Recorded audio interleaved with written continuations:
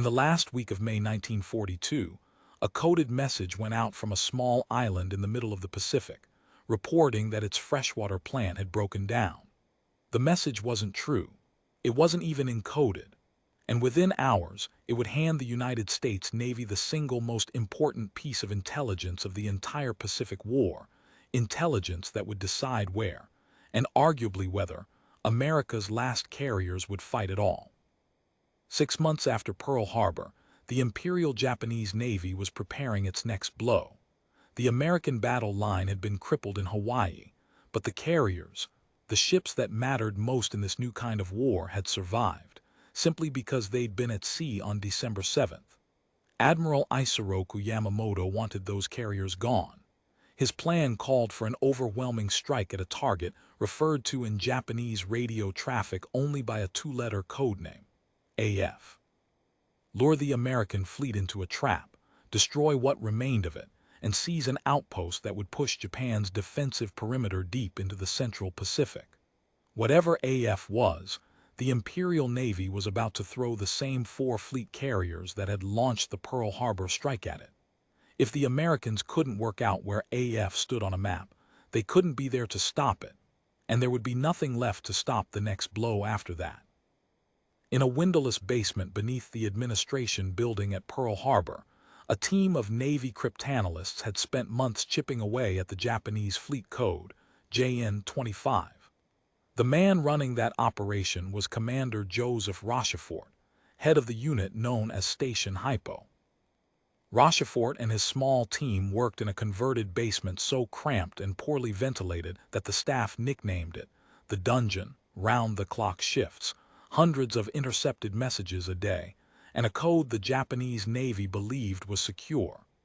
JN-25 wasn't fully broken. It never would be, not completely. But by the spring of 1942, Hypo could read enough fragments, call signs, place name code groups, recurring phrases, to start assembling a picture of what the Japanese fleet was planning next. By mid-May, that picture kept circling back to the same 2 letters.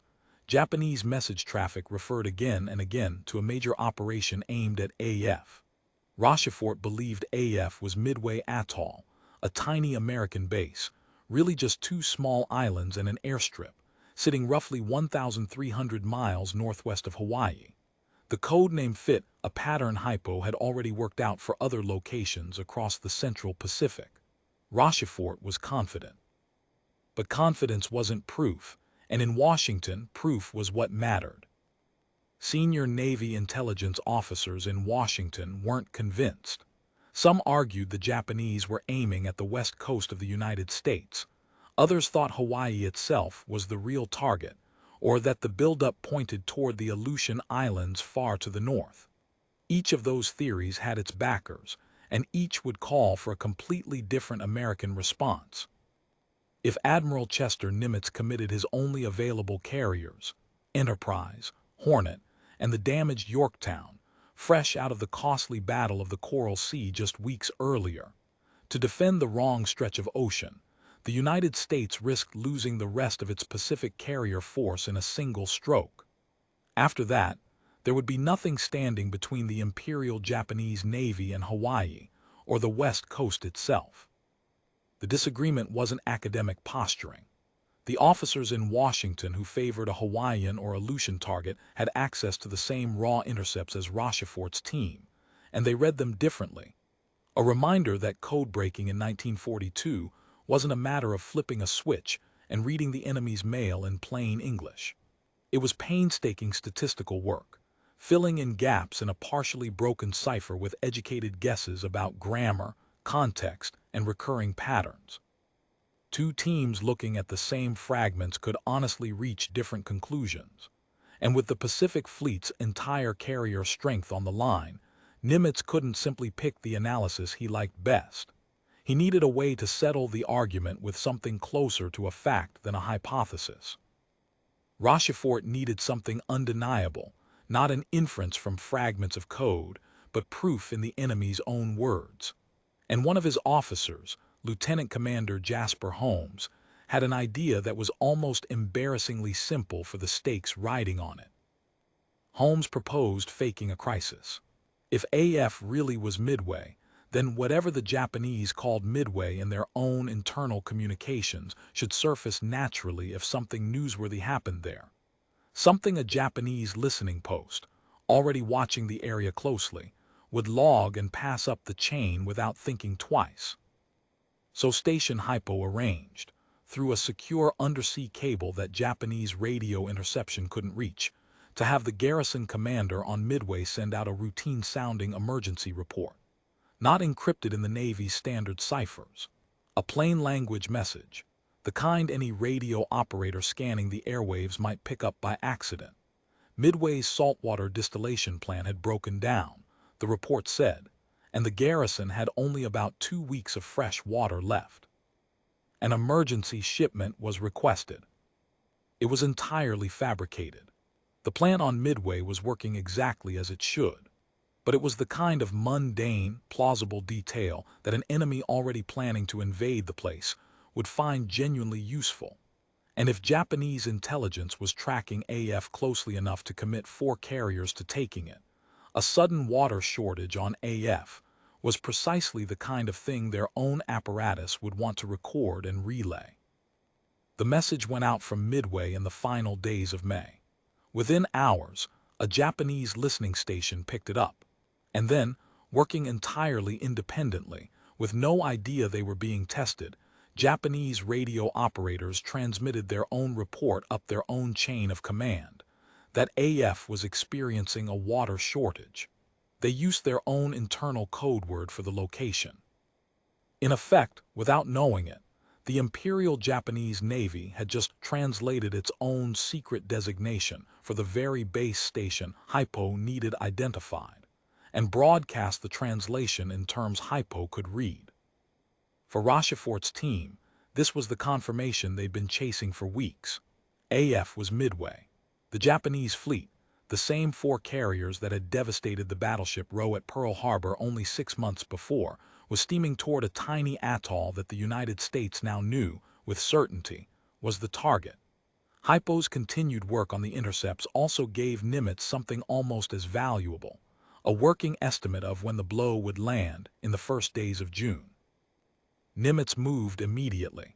With Midway confirmed, he ordered the atoll's defenses reinforced, additional aircraft, additional Marines. Additional anti-aircraft guns crammed onto an outpost that had never expected to be the focal point of the Pacific War, and he made a decision that would have been reckless without the intelligence behind it.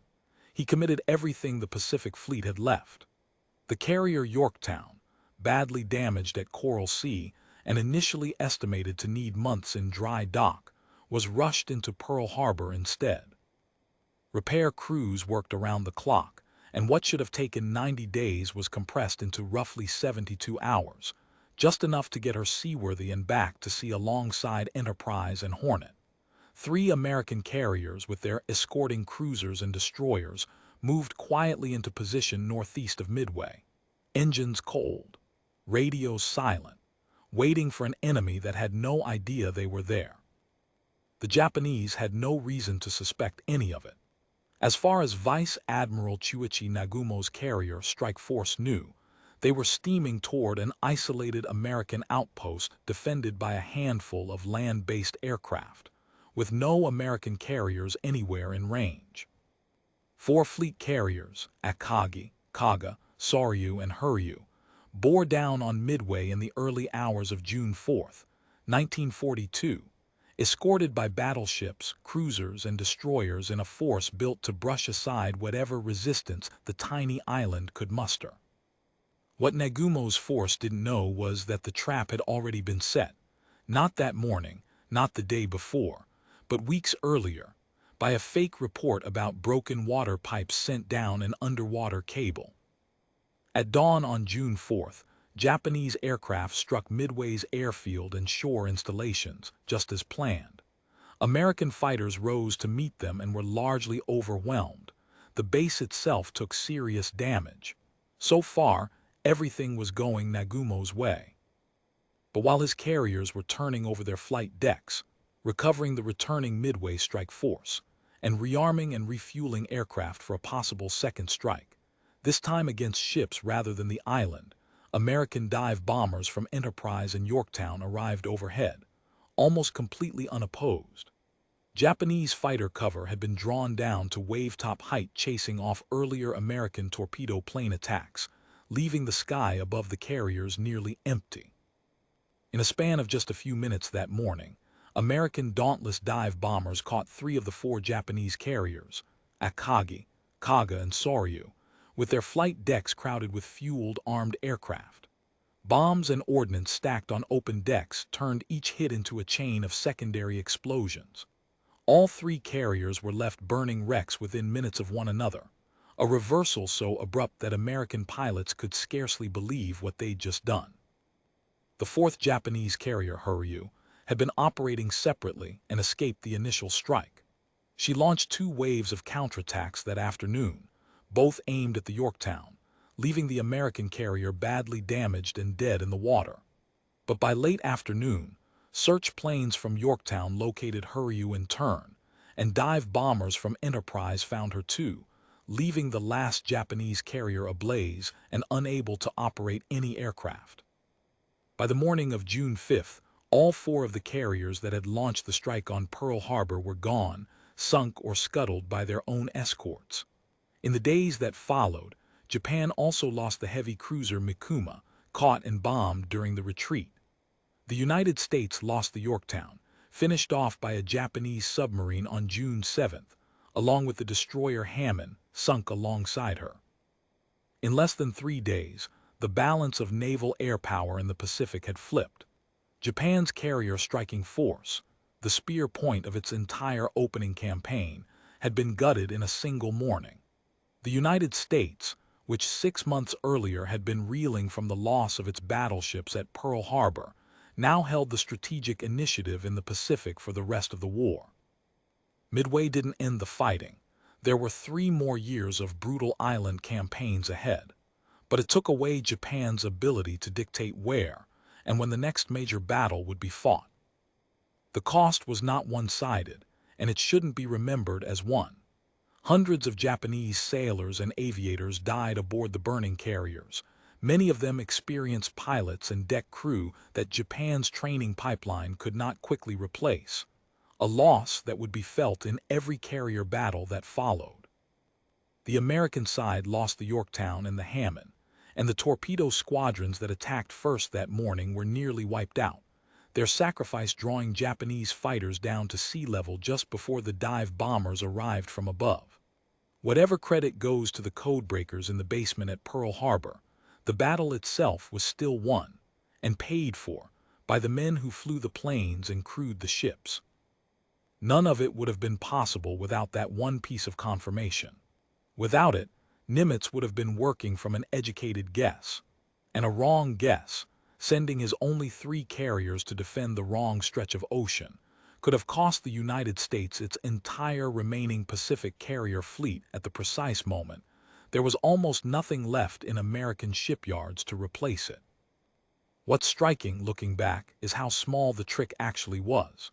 No commandos, no stolen codebooks, no daring raid behind enemy lines, just a fabricated report about a broken water plant, sent in plain language, banking entirely on the assumption that an enemy disciplined enough to be planning an invasion would also be disciplined enough to log and relay exactly the detail station hypo needed to hear repeated back. It worked precisely because the Imperial Japanese Navy's own intelligence habits, its careful cataloging of every scrap of traffic concerning a target, became the very thing that gave the target away. Joseph Rochefort and the team in the Pearl Harbor dungeon never received the recognition many felt they deserved. Nimitz recommended Rochefort for a Navy Distinguished Service Medal after Midway. The recommendation was rejected by superiors in Washington, and Rochefort was later reassigned away from cryptanalysis altogether. A quiet, almost invisible ending for a contribution that historians now regard as one of the most consequential pieces of intelligence work of the entire war. What's left is the record itself, a battle that gutted the core of the Japanese carrier fleet, fought on terms the United States chose, Because of one fake message about broken water pipes and the handful of men in a windowless room who understood, with total confidence, exactly how the enemy would respond to it. It's worth sitting with how thin that margin really was. A different reading of the intercepts in Washington, a Japanese radio operator who didn't pass the water report up the chain, a few more days needed to patch the Yorktown's hull, any one of those. And the 3 American carriers might never have been in position at all.